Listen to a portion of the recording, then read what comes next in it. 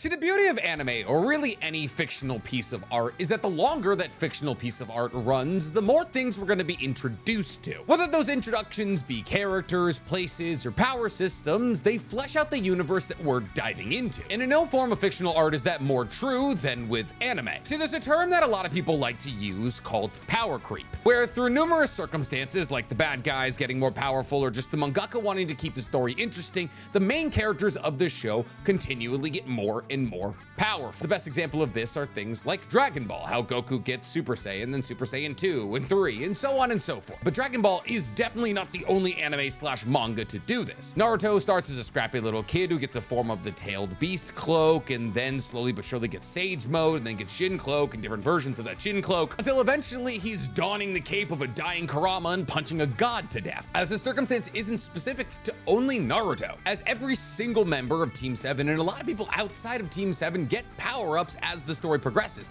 most of them occurring in the 4th Great Shinobi World War. But not everybody got this treatment. There are absolutely some characters in the Naruto universe who kind of got forgotten, but we didn't have to wait until the ending days of Naruto Shippuden to see that some characters had gotten forgotten. Because not only were some characters forgotten, entire clans were forgotten. Most specifically, a clan that was said to be the strongest in Konoha, with a Kekkei Genkai Dojutsu visual prowess said to be greater than that of the Sharingan. And yet, even though they were said to be the strongest clan in Konoha, made of vicious killers with 2 separate families, a main branch and a side branch, which are able to use different variations of different moves depending on what side of the family they come from, with a boy in Naruto's class who was said to be the up-and-coming genius of the side branch family, whose powers and prowess are compared to that of Gaara's in the early days of Shippuden. This clan, hailed to be legendarily powerful, the backbone of Konoha's military might, is none other than the Hyuga. But here's the thing about the Hyuga. They're really none of the things I just said they were. Sure, in the early days of Naruto, the Hyuga were claimed to be the strongest clan in Konoha. Kakashi even told his Team 7 that in terms of perception, the Byakugan far outclassed the Sharingan. And yes, in the early days of Naruto, Neji was hailed to be a genius, maybe the strongest out of the Konoha 13. And yet, as time progressed, not only did Hyuga clan members that are important to the story, like Neji and Hinata, fade from relevance, but the entirety of the Hyuga clan faded from relevance. But why? Why would the Hyuga clan, that plays a massive role both politically and militarily in Konoha, the place where Naruto takes place, fade into obscurity? And how would I, if I was the one writing Naruto, have prevented this from happening in the first place? And trust me, I got a lot of ideas, which is why today we're talking how I would have changed the Hyuga clan. But before we get to talking about how I would change anything, guys, please, for me, like this video, subscribe to the page, and hit that noti bell. And if I could change one thing about you, it's the fact that you're not following my other YouTube channel, The Weeb Commander, where instead of talking about Naruto and Boruto, I talk about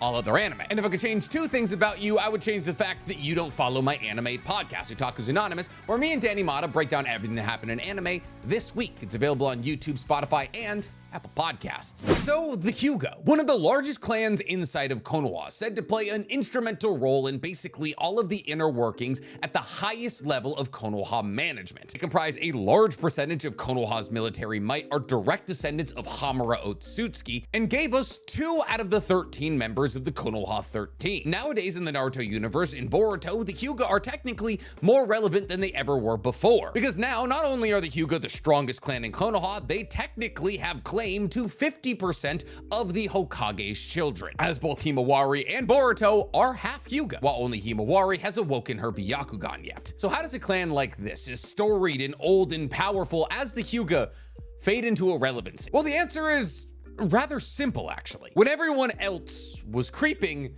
the Hyugas weren't. See, objectively, when it comes to power in the Naruto universe, the Hyugas started the race way ahead of everybody else. If you were born a Hyuga in the main branch of the family, you would inherit techniques that would make you way stronger than your average genin, and even stronger than your average person in the Shinobi Academy. Hyuga, a lot like the Uchiha, who are also born with an ocular dojutsu, are born with an inherent advantage. And when Naruto was a story about ninjas, this advantage was enough to keep the Hyuga clan relevant. But Naruto rather quickly became a story no longer about ninjas. When Naruto became a story about chakra mechs battling against each other or against people who have fused with the supernaturally powerful Ten Tails entity to become a version of the gods that descended down to the earth to turn the earth into a chakra fruit so they could become even more godly, the Hyuga clan was left behind. And you could argue that the Hyuga clan was left behind long before that. See, like I touched on earlier, every single member of Team 7 got an upgrade to their abilities. Sasuke got the Sharingan, and then got the Mangekyo Sharingan. And then from the Mangekyo Sharingan, he got the EMS. And then from there, he got a 6-Tome Rinnegan. And then from there, he got 6-Pass Chakra. There was a ladder that Sasuke got to climb with his dojutsu to make it more powerful to fit the scenario that he was currently battling in. But it was revealed to us that since the Byakugan does hail from the Otsutsuki, and that the Byakugan is the base eye of the Otsutsuki, that there really is no upgrade for the Byakugan. The Otsutsuki either switch between different dojutsus like Oroshiki, or awaken completely different dojutsus in one of their eyes like Ishiki, or awaken completely different dojutsus in their foreheads like Kaguya and Momoshiki, or use dojutsus in their palms like Momoshiki. But what all of this means is that the Byakugan is never upgraded, even in the people that this eye hailed from. Unless, of course, you're talking about the Tenseigan, which is technically the upgraded version of the Byakugan, though in a somewhat sick twist of fate, isn't accessible to Hyuga clan members. See, the Tenseigan can only ever be acquired by an Otsutsuki, when an Otsutsuki takes the Byakugan of a Hyuga clan member and shoves them into their face. Meaning that regardless of how hard a Hyuga clan member trains, they will never upgrade their Byakugan. But obviously, the usage of the Byakugan isn't the only thing the Hyuga clan uses, and Sharingan upgrades aren't the only upgrade we see outside of the Hyuga clan. Like we've already touched on, Naruto got Sage Mode, and Jin Cloak, and Baryon Mode, and even people that are looked on a bit more disrespectfully by the story got upgrades like Sakura with her 100 healings, and her chakra control making her essentially invulnerable to Genjutsu. Even people outside of Team 7 got upgrades, like the introduction of people in the Aburame clan able to use the Rinkaichu, a purple microscopic bug that allows them to disintegrate the skin of anybody they touch. So why did the Hyuga clan never get their upgrades? And where was the beginning of the end for the Hyuga clan? Well, I'd like to answer that second question first. See, like I've already stated multiple times, in the early days of Naruto, the Hyuga clan was said to be the strongest clan in Konoha, with Neji being their golden child, somewhat problematically because he was from the side fam. But Neji in the early days of Naruto represented the zenith of Hyuga ability, a genius essentially born on third base, even though he had to work incredibly hard to achieve the powers that he had. Simply by watching the sparring sessions of main clan members, Neji was able to learn all of the techniques of the Hyuga clan, at least so far as we understand. And therefore, the narrative revolving around Neji is that he didn't have much room to improve. He was almost the perfected product. And while obviously his father and his uncle, who were leaders of the main and side branches respectively,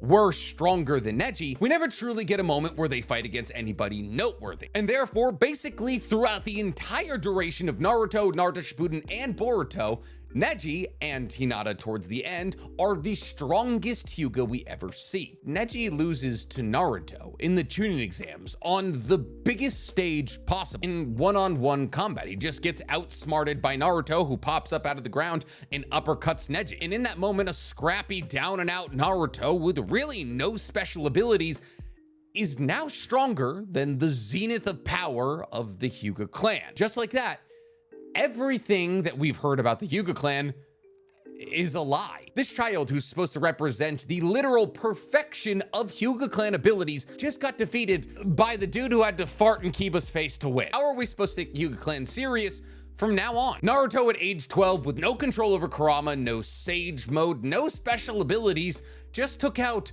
the Hyuga clan's golden child. Now, obviously, with time, both Neji and Hinata get stronger. And like I've already stated, Neji at this time obviously wasn't stronger than Hayashi, the leader of the main branch, and probably wasn't even stronger than the majority of the Hyuga Jonin. But like I've already said, we never really get to see them battle anybody of importance. And therefore, right off the bat, what I would change about Naruto is that either I would have introduced the fact that Neji, since he had only been watching main branch members fight, didn't learn all of the techniques of the Hyuga, and therefore in some character development arc, Neji actually gets brought into the main branch of the family to train with the likes of Hinata and Hayashi, and learns additional techniques from the Hyuga. And this works for two reasons. One, it gives Neji character development, and it makes him more powerful as he realizes he has to come to grips with the duality between the side branch family and the main branch family and act as the bridge between these two families, while also showing us that the Hyuga aren't a one-trick pony. And since Neji and Hinata are really the only way we ever get to see the abilities of the Hyuga. If in this circumstance we wanted the Hyuga to become more powerful or just remain relevant,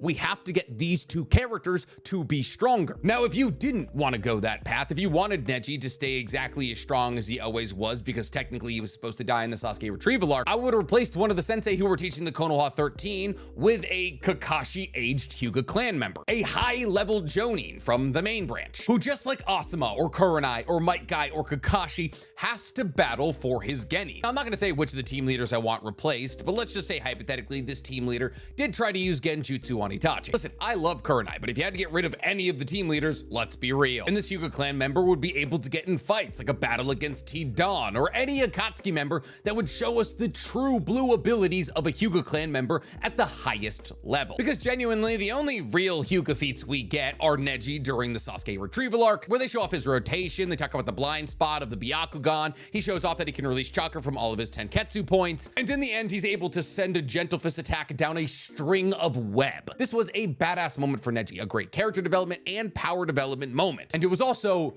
kind of the last moment for the Hyugas ever. The only other real times we ever got to see the Hyugas fight were in non-canon or from Hinata, as we saw Hinata box with Pain for a couple of seconds, and then we see Hinata do a couple of cool things in the war arc, like repelling one of the Ten Tails tails with an air palm, which is a very impressive feat, mind you. Now, we also get to see Hinata fight a little bit in the last, but that's mostly just punching the Tenseiga. And listen, being able to destroy the Tenseigan with Hamura's chakra powering your twin lion fists is pretty cool, but it's not necessarily showing us what a Hyuga clan member can do at the highest level of combat. That's one way you could go about it. So which would I prefer? Well, I would personally like to show off the abilities of the Hyuga clan through either Neji or Hinata. But we know all of the abilities of the Hyuga clan, and therefore we know that these abilities at the highest level aren't going to allow them to box with the highest level of threats. So what would I do? I would upgrade the Byakugan, I would upgrade Gentle Fist, I would upgrade the Hyuga clan as a whole, and then use Hinata and Neji as the models of this upgrade in power. You see, just like how Team 7 got an upgrade, I would upgrade the Byakugan to something like the Mangekyo Byakugan. That wouldn't be the actual name, but I'm just trying to give you a frame of reference. And I would upgrade Gentle Fist and rotation and all of the techniques that the Hyuga use. But I know what you're saying. You're saying, Nick, there are upgrades to Gentle Fist. It's Twin Lion Fists. And you're right. Twin Lion Fist is an upgrade for the Hyuga clan. However, it's an upgrade that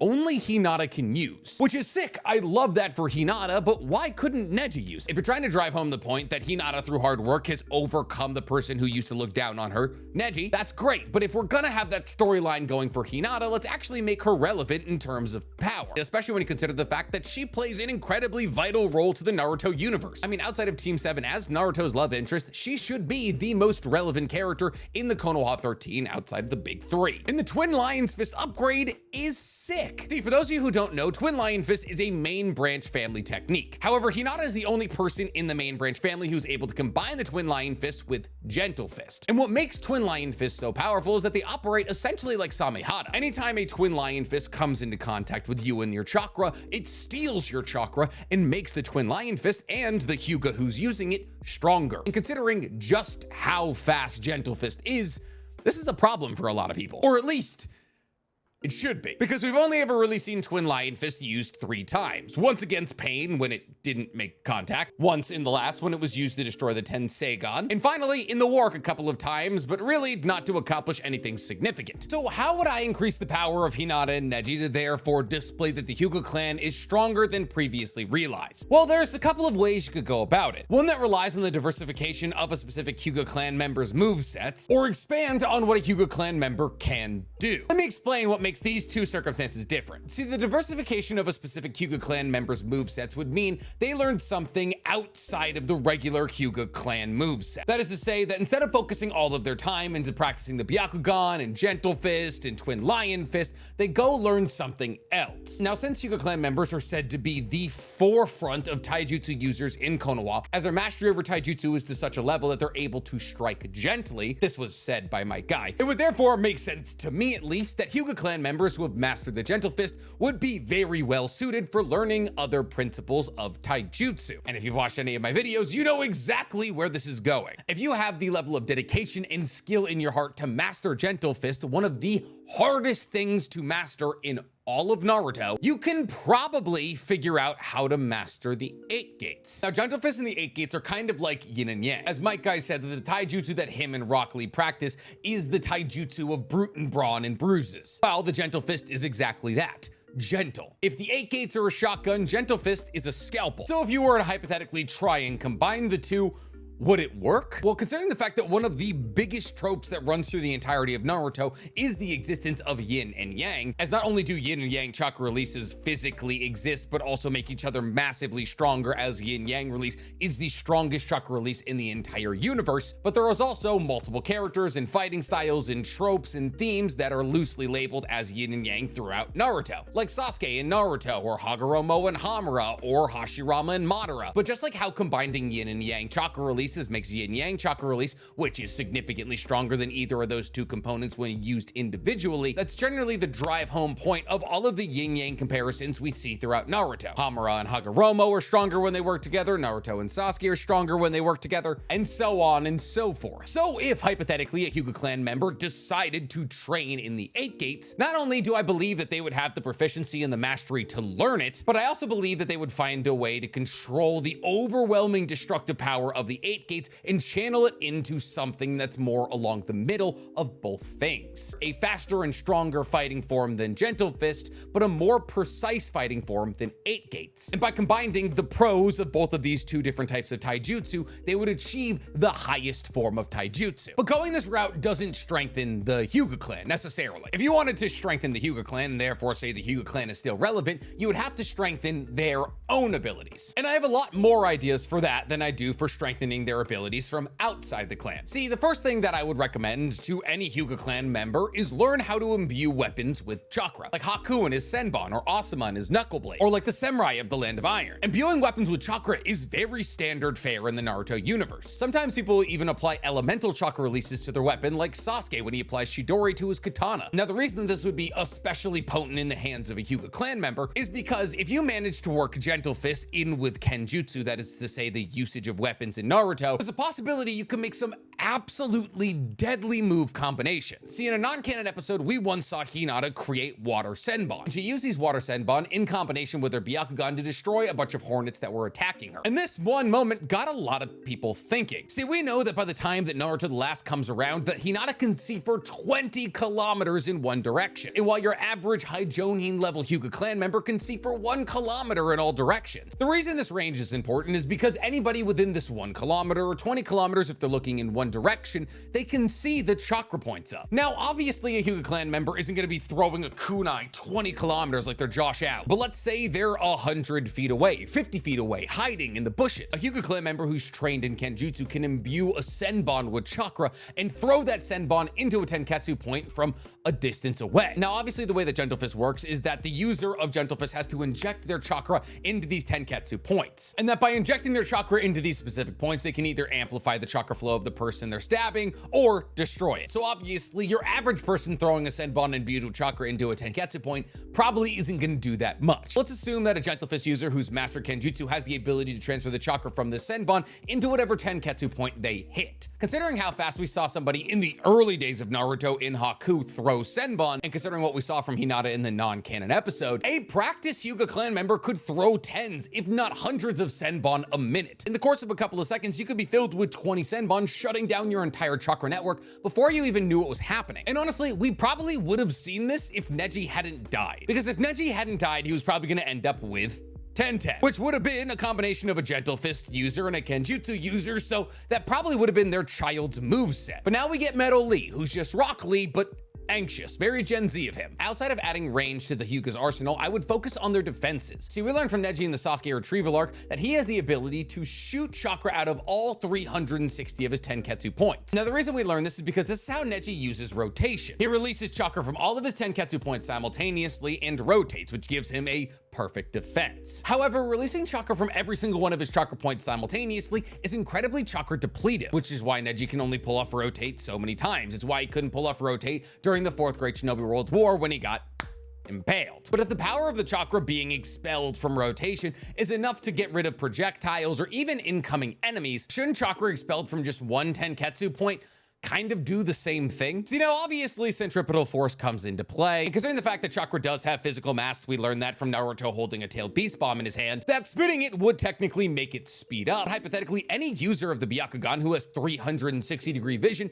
should be able to identify which one of their Tenketsu points is close enough to any incoming enemy or projectile and be able to expel chakra from that specific point. Add that into the fact that they're no longer having to expel chakra from all of their Tenketsu points simultaneously, and they would probably be able to vastly increase the amount of chakra they could shoot out of one point. Meaning, so long as a Hyuga clan member has their Byakugan activated, they should be impossible to hit, as anything or anybody that encroaches in their space should be reflected using bursts of chakra. And there's actually a precedence for this. See, most Hyugas, at least those from the main branch family, are able to use an ability known as air palm, where they compress chakra in the palm of their hand and shoot that compressed chakra at an opponent from a distance to shut down their vital organs. This is basically the only ranged move that the Hyugas have, but they shoot this compressed chakra from the Tenketsu points in their hands. And while obviously you're able to generate force by moving your hands, I mean, most of the times we see air palm used, it's kind of just like, it's not like they're creating compressed air pockets by punching so hard like Might Guy does in, I think, the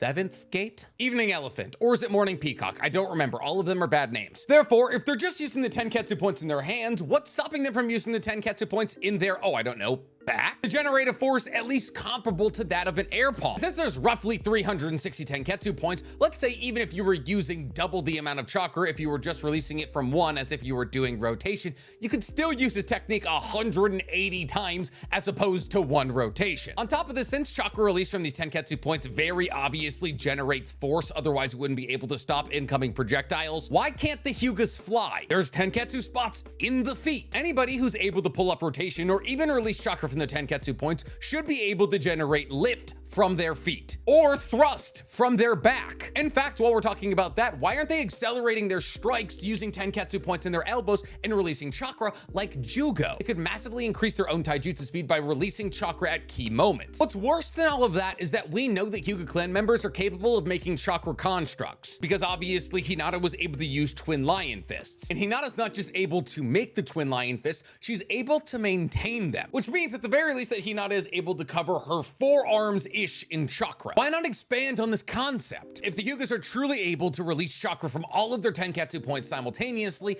why not give them access to something like a chakra mode, something comparable to a lightning cloak? I mean, all of the building blocks for it are right there. Hinata has shown that they're able to form chakra around their bodies. Neji has shown us that chakra can be released from any point of their body.